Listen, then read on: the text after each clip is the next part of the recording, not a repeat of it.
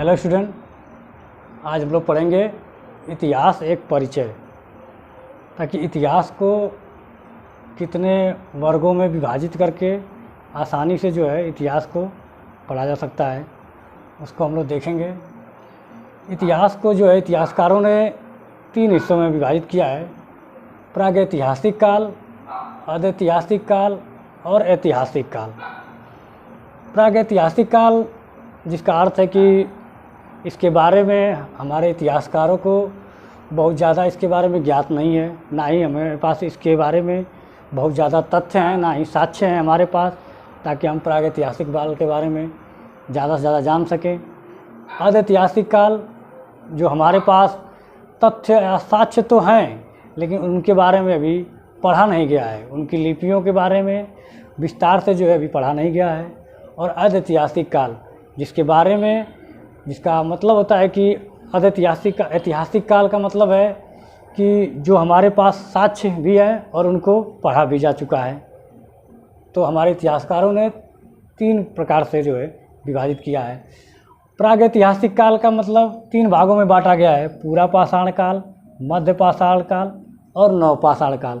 अगर इसका समय निर्धारण देखा जाए तो अज्ञात काल से 8000 ईसा पूर्व तक, और मध्य का पाषाण काल का 8000 से 4000 ईसा पूर्व तक, और नवपाषाण काल का 4000 से 2500 ईसा पूर्व तक।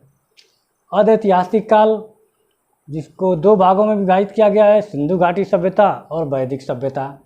सिंधु घाटी सभ्यता 2500 ईसा पूर्व से 1500 ईसा पूर्व। ये जो डेट निर्धारण किया गया है, ये कार्बन 14 के द्वारा, जो हमारे वैज्ञानिकों के द्वारा जो निकाला गया डेट है वो है।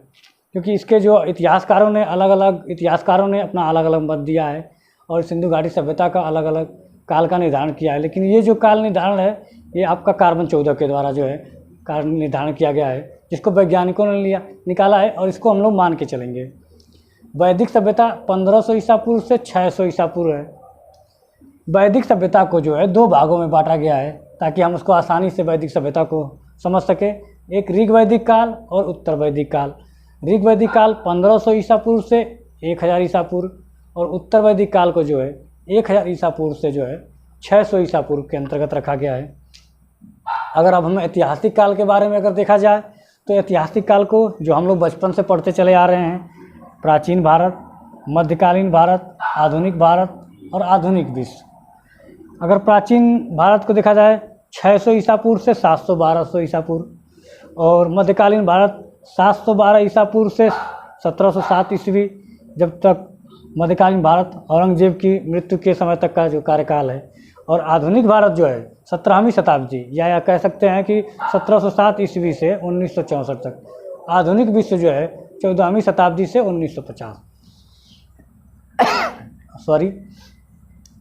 प्राचीन भारत को जो है हम आसानी से पढ़ने के लिए, उसमें हम जो है उनके काल का जो निर्धारण किया गया है, उसको हम जो है महाजनपद काल, मगध साम्राज्य, मौर्य साम्राज्य, मौर्योत्तर काल, मौर्यों के पतन के बाद जो समय आया उसको मौर्योत्तर काल कहते हैं।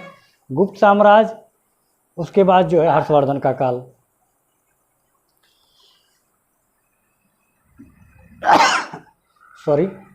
महाजनपद काल 6वीं शताब्दी ईसा पूर्व, मगध साम्राज्य 600 ईसा पूर्व से 300 ईसा पूर्व, और मौर्य साम्राज्य 323 ईसा पूर्व से 184 ईसा पूर्व।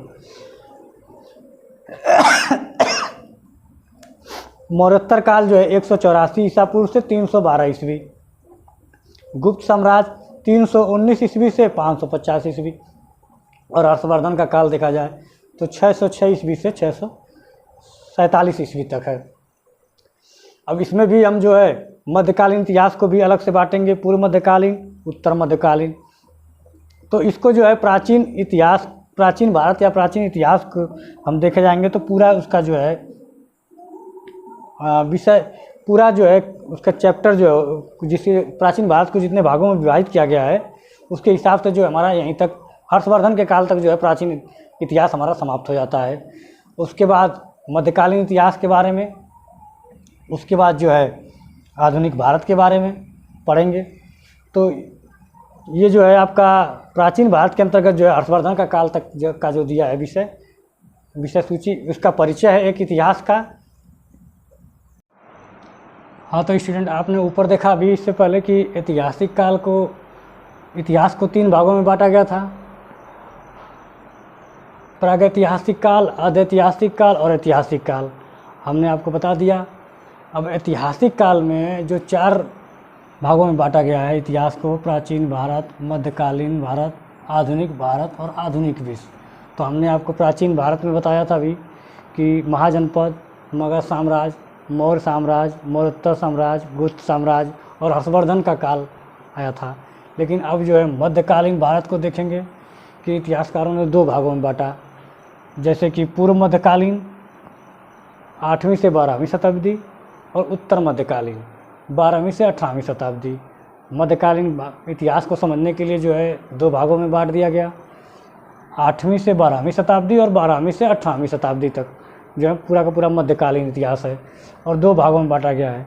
अगर देखा जाए उसको समझने की कोशिश करें तो पूर्व मध्यकालीन 8वीं से 12वीं शताब्दी काल में भारत के जो हिस्से हुए हैं, उत्तर भारत में राजपूत, पाल और गुर्जर प्रतिहारों का काल चल रहा था। वे आपस में लड़ाइयाँ कर रहे थे। अगर देखा जाए दक्कन वाले क्षेत्र में क्या हो रहा था, चालुक्यों का शासन था, पल्लव का और राष्ट्रकूटों का शासन था। और वहीं अगर दक्षिण भारत की बात की जाए तो चेर, पांड्य, चोल जो है दक्षिण में जो है इनका साम्राज्य स्थापित था और आपस में इनके मध्य जो है लड़ाइयाँ होती रहती थी। और जब वही कार्यकाल 12वीं से 18वीं शताब्दी में आया तो उत्तर भारत में दिल्ली सल्तनत का काल आया, उसके बाद चौहान और उसके बाद मुग़ल काल आया। और वहीं दक्कन में क्या चल रहा था, विजयनगर और बहमनी साम्राज्य। और दक्षिण भारत में चेर, देवगिरी के यादव, वारंगल के काकती और द्वार समुद्रन के होयसोल। तो मध्यकालीन भाग को जो है 2 भागों में बांटा गया। जो इतिहास के परिचय का जो शेष भाग बचा हुआ था उसको हमने मध्यकालीन भारत का ही बता दिया। अब आधुनिक भारत में जो आपका बचा हुआ है तो उसको अगर देखा जाए तो आधुनिक भारत में यूरोपियन कंपनियों का आगमन और मुग़ल साम्राज्य का विघटन और उसके अंग्रेज़ों का जो है भारत पर विजय आधुनिक भारत के अंतर्गत आएगा। तो हम लोग जो है पहले तो जो है मध्यकालीन भारत, पहले आधुनिक भारत को पढ़ेंगे, उसके बाद मध्यकालीन भारत पढ़ेंगे, उसके बाद आधुनिक भारत पढ़ेंगे। तो मध्यकालीन का जो आपका लगभग जो चैप्टर है और सभी एग्जामों में आने वाला जो है लगभग सारे के सारे जो है साम्राज्य यहीं से लगभग कवर हो जाएंगे आपके मध्यकालीन इतिहास में। इससे ज़्यादा आपके एग्ज़ाम में कुछ भी नहीं आने वाला है।